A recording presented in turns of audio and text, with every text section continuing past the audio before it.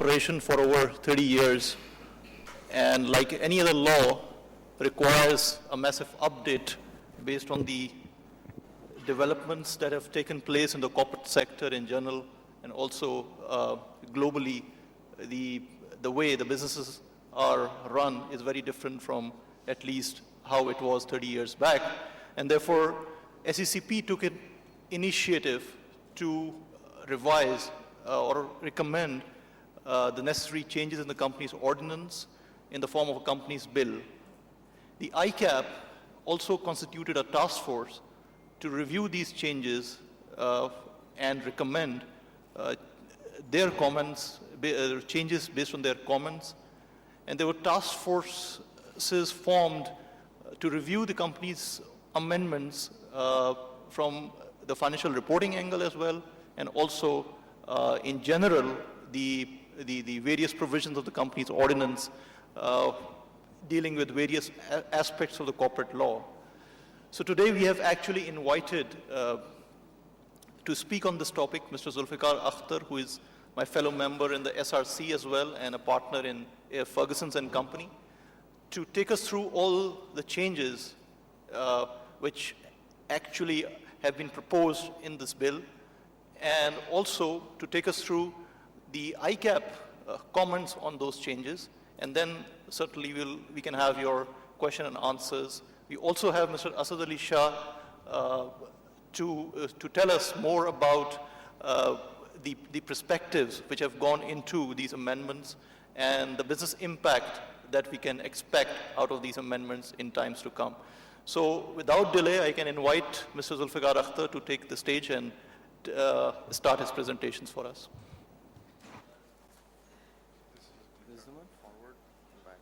Good evening, ladies and gentlemen. Bismillah ar-Rahman ar-Rahim.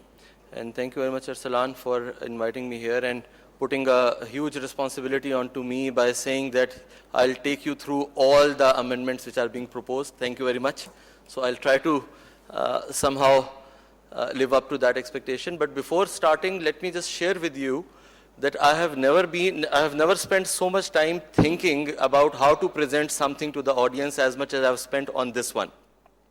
Not that this was a rocket science or something, but primarily for the reason that the status where this company's bill right now is, it's neither its initial form nor its final form.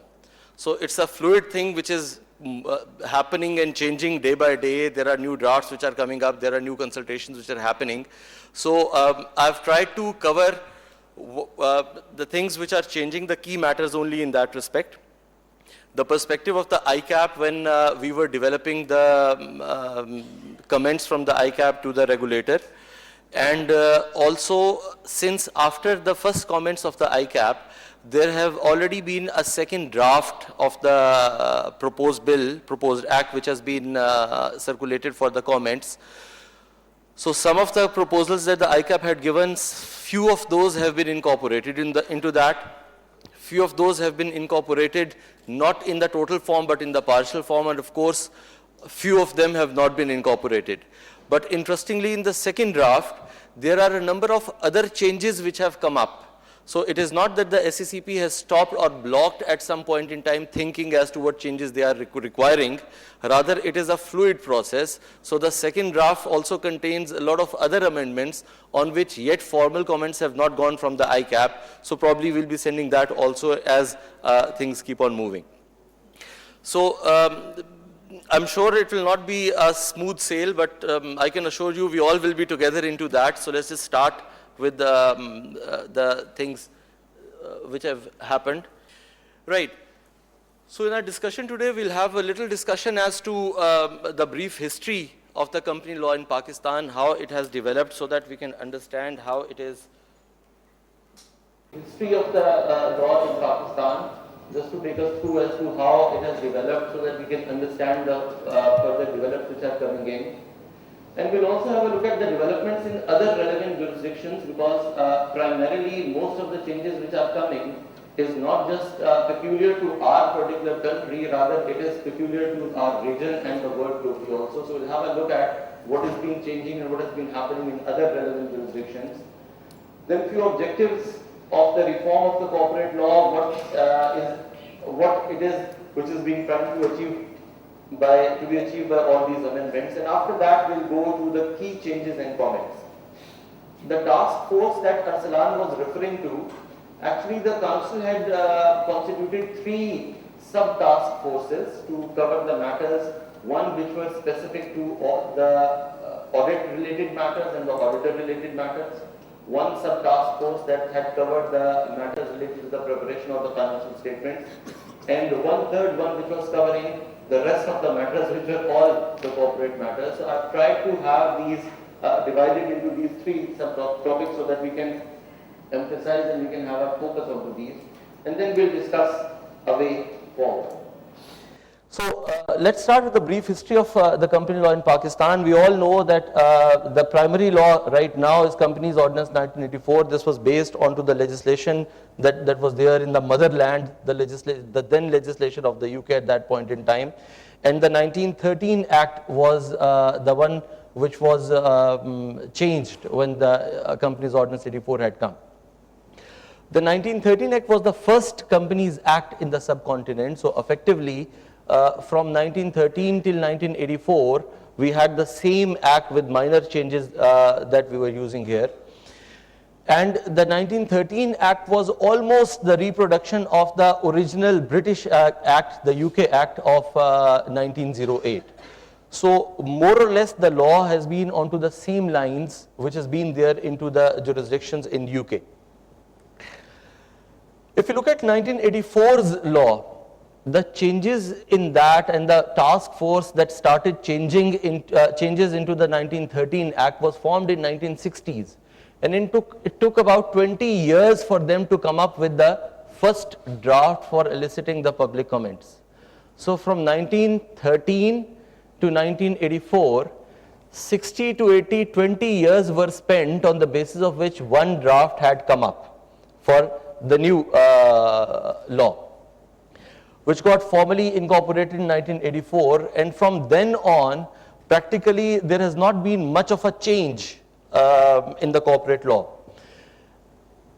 My seniors sitting here can also help me with that, but as far as I can remember, after 84, the first big change was the Companies Amendments Act of 2002, in which a lot of provisions had come in, like single members company we initiated in 2002, then the different classes of shares and all these we started in 2002, and similarly other provisions. So the first we can say major overhaul to the new concepts were brought in after 84 in 2002. And from 2002 onwards, it has remained almost the same, with just one change now in the December Companies Amendment Act 2015, which came up, that the companies can now hold their shares that they buy back, the listed companies, in the form of treasury shares. Otherwise, there was no big amendment that happened in the corporate law in all this period. A task force at the commission was created in 2006 in Pakistan to review the present company law, but that commission never came up with any draft. So effectively, that commission prepared, I'm aware of the fact, many of the drafts, but none of those drafts did actually come up for the public comments. So it was the present chairman of SCCP that constituted an internal commission, an internal task force of the SCCP, who came up with the first draft of the company's, the new company's law back in end of December 2015. And as I earlier said, that after that, few consultations have taken place, and there is a second draft now which is shared by the SCCP, that was shared in April 2016. From the institute side, we also wanted some SCCP person to have to be here and present all these changes to you, but they are very busy with finalizing the third draft that they say that we are going to bring that in 25th of May. So we had a decision to make that either we wait for that third draft or make it as soon as possible and share whatever is happening with our members right now. So we went to that route, that we have this and share with our members at this stage what has been happening in the law, so that whenever the third one comes, maybe we can meet up again and see how things are moving there. So this is the status of the company law in Pakistan. If you look at some other jurisdictions, what has been happening, as I said, in UK, the last act was also, interestingly, Companies Act 1984. So our Ordinance 84 and their Act 84 were almost the same age, and they started working on that for their upgradation in 1998, and the main important TOR requirement was that they wanted to modernize and simplify the framework. They came up with an enactment in 2006. So the UK law now, from 98 to 2006, in about 8 years of consultation, they came up with a new law. So substantially the law that they have right now was introduced back in 2006. It was expected to be a simple one, but it still is hefty, 1,300 sections and 16 schedules, and they believe it is a simpler one. In Singapore, a major upgradation was from 67 till 2014. So again, a lot of period was there in between. Ireland introduced after 50 years in 2014. But interestingly, the 2000s have been really happening periods when the corporate laws around the world in all our relevant jurisdictions have been changing. In UK also, in Ireland also, Singapore also, and in all other major jurisdictions. I have not kept India here because I wanted to discuss India separately, as we have very much commonalities with them. So in India, the last Companies Act was 1956, which was then changed in 2013, pretty recent. Interestingly, they also reduced the quantum of that. The 658 sections became 470, and the 15 schedules became just 7. And the new things that they brought up, or the new concepts that they brought up, were, I want us to go through that because a lot of these have also been incorporated now into our law, as we'll see. First, they brought up the concept of a small company. So a company which does not have a lot of paid up share capital, neither a lot of transactions, hence a small revenue. So the regime for those companies could be softened.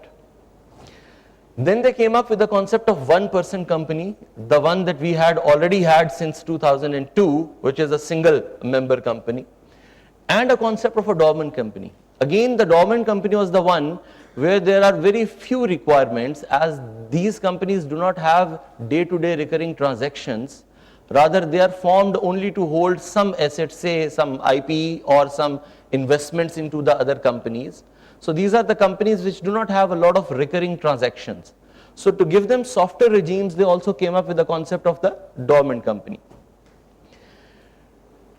Then with the growth of the family companies and the family businesses, they increased the number of members that a private company can have from 50 to 200. So their private company can now have as much membership as 200 persons.